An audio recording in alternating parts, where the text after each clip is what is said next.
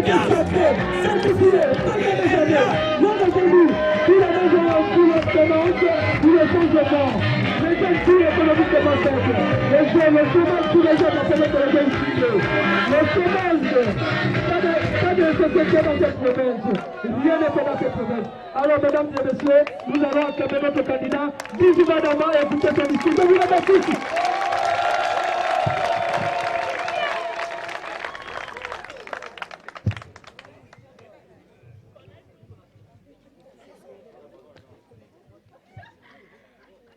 Les femmes ongivines, vous êtes là? Oui! Je vous salue toutes.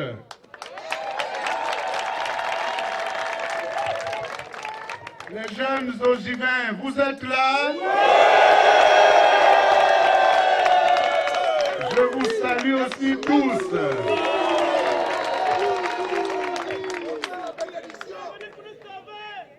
Les hommes, vous êtes là? Oui! Je vous salue. Je vous ai salué. Je vous invite aussi à me saluer.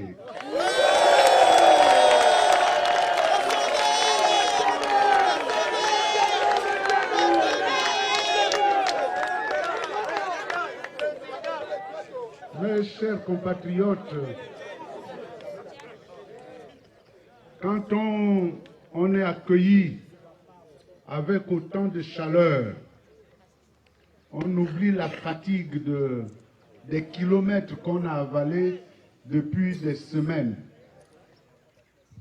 Quelqu'un a dit quelque part au Gabon que j'étais fatigué, que je me promène avec une cohorte de médecins parce que je suis fatigué. Quand vous me voyez là, je suis parti de Njolé ce matin à 7 heures. Est-ce que j'ai l'air de quelqu'un qui est fatigué?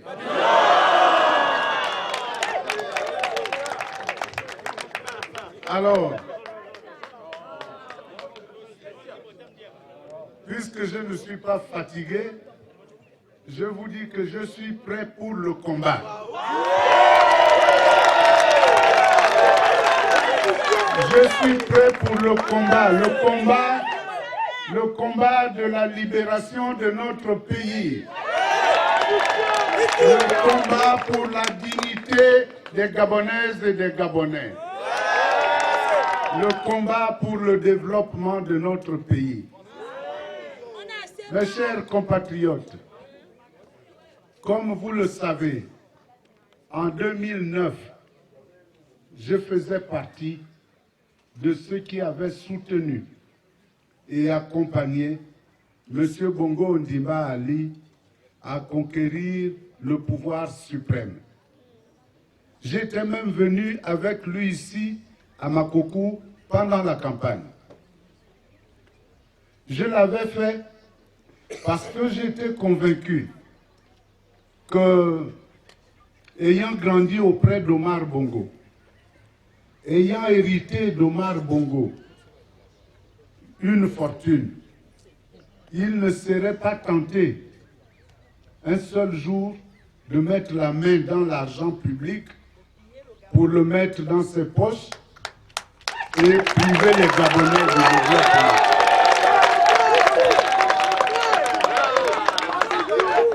Je l'avais fait parce que j'étais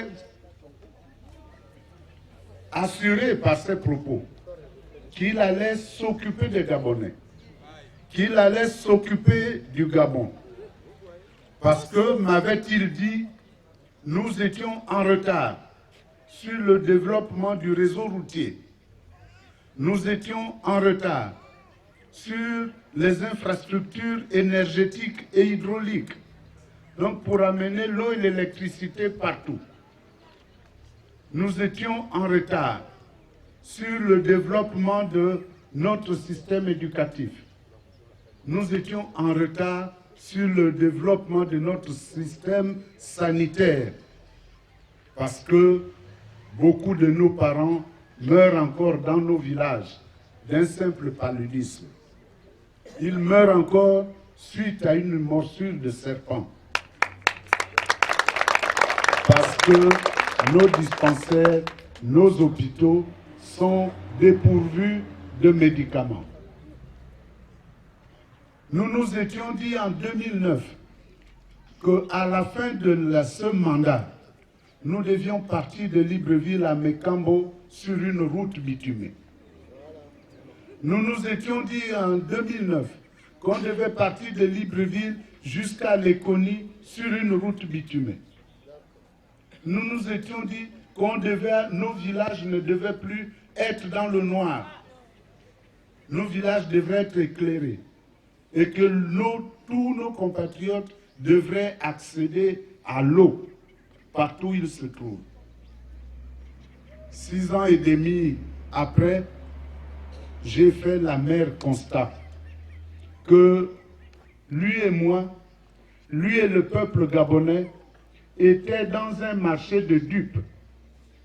Marché de dupes dans lequel il s'illustrait par de beaux discours, des discours mielleux, et il nous endort comme le boa endort sa victime avant de l'avaler.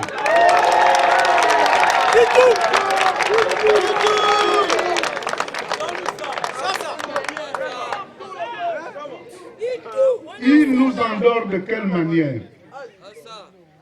Chaque année, il avait dit que chaque année, le budget d'investissement le budget de l'éducation nationale devrait représenter à peu près 30% du budget de l'État.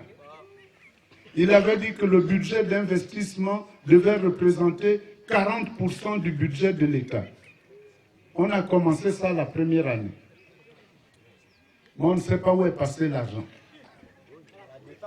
Il a créé des agences, dont la fameuse Agence nationale des grands travaux. J'ai découvert que c'était le moyen et le moyen le plus utilisé pour bien voler l'argent des Gabonais. Parce que tous les budgets d'investissement des différents ministères étaient logés à l'Agence nationale des grands travaux. L'Agence nationale des grands travaux, les techniciens étrangers, l'Agence nationale des grands travaux, coûte à l'État au bas mot 30 milliards de francs CFA. 30 milliards uniquement pour les salaires. Alors qu'avec ces 30 milliards, si on avait laissé au ministère des Travaux publics jouir de ses prérogatives, on aurait pu investir dans différents secteurs et on ne serait pas là où nous sommes aujourd'hui. Alors, lorsqu'il a commencé à prendre des étrangers autour de lui, je lui ai donné un autre nom, c'est M. Akourbessi.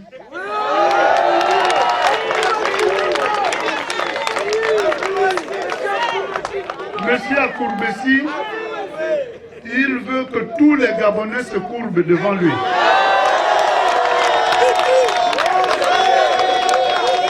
Il veut que tous les Gabonais se courbent devant lui parce qu'il a obligé tous les ministres à se courber devant lui. Un ministre est nommé, il est choisi par le premier ministre nommé par le président de la République. Il le convoque. D'abord, il peut attendre des heures à son secrétariat. Et quand il arrive, il dit, ben alors, dis donc, alors, tu ne sais pas que c'est moi qui t'ai placé là? Hein? Tu ne m'as même pas appelé pour me remercier.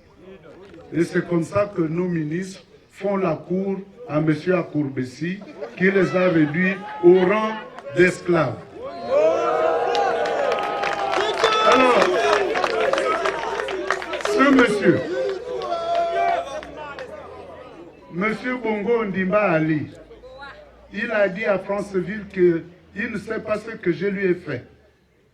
Mais il ne sait pas ce que je lui ai fait.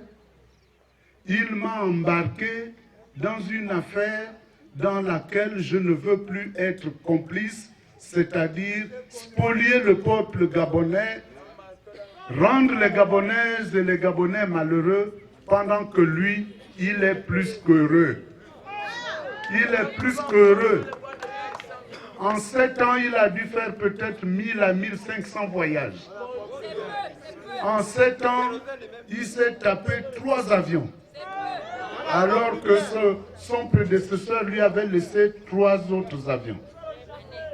Et vous savez combien coûte un avion? Avec le prix d'un avion, il peut arranger toutes les voiries de la ville de Makoko et amener l'eau et l'électricité aux alentours de Makoko. Alors, mes chers compatriotes, devant cette dérive de quelqu'un qui est là plutôt pour son plaisir personnel, puisqu'on ne lui refuse rien, c'est un gros paresseux, il ne travaille pas beaucoup. Allez-y actuellement à Libreville. Chaque fois que je passe là, je dis, oh mon Dieu.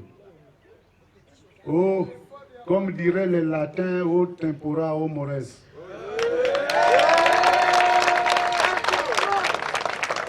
Telle époque, telle mœurs.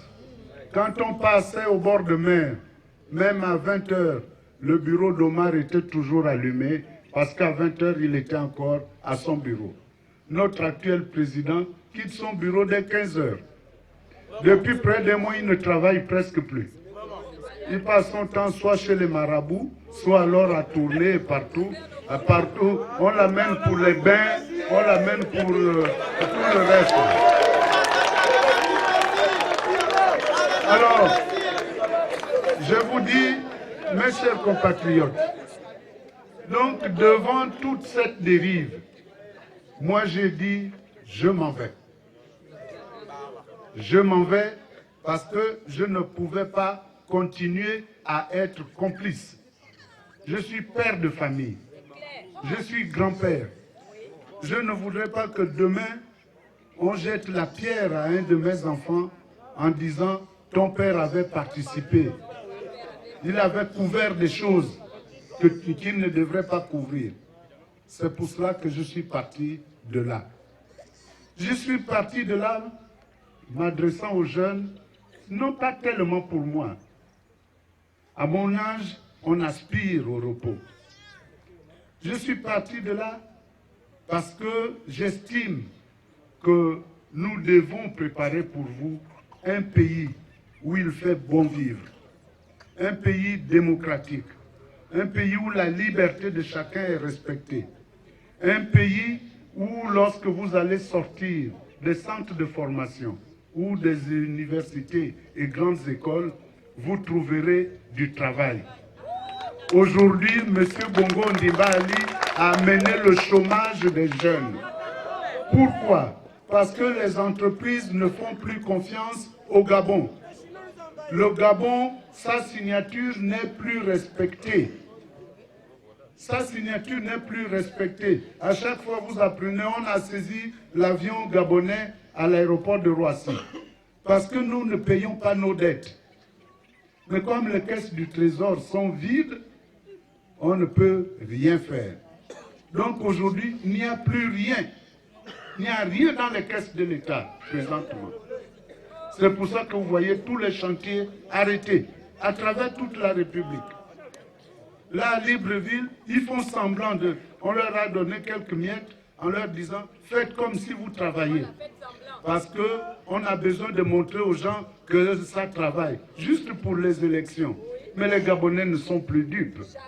Les Gabonais ont compris que M. Bongo Ondimba est un mystificateur. Nous ne voulons plus de mystificateurs à la tête de notre pays. Nous voulons quelqu'un qui travaille pour ce pays. Parce que lorsqu'on ne respecte pas la loi, lorsqu'on ne respecte pas la Constitution, lorsqu'on n'est pas juste envers ses compatriotes, on ne mérite pas de rester à la tête de l'État. C'est pour cela que moi, je me suis présenté avec une offre politique. Je me suis présenté pour réparer ma part de faute. La part de ma faute d'avoir soutenu celui-là en 2009, puisqu'il est devenu un monstre qui a grossi et qui nous empêche aujourd'hui de pouvoir vivre.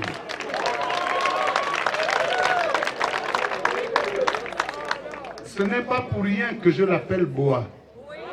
Je l'appelle boa parce que le boa, pour tuer ses adversaires, sa proie, il l'étouffe. Mais aujourd'hui, M. Bongo Ondimba Ali nous étouffe. Nous nous réunissons là-haut, dans un lieu privé.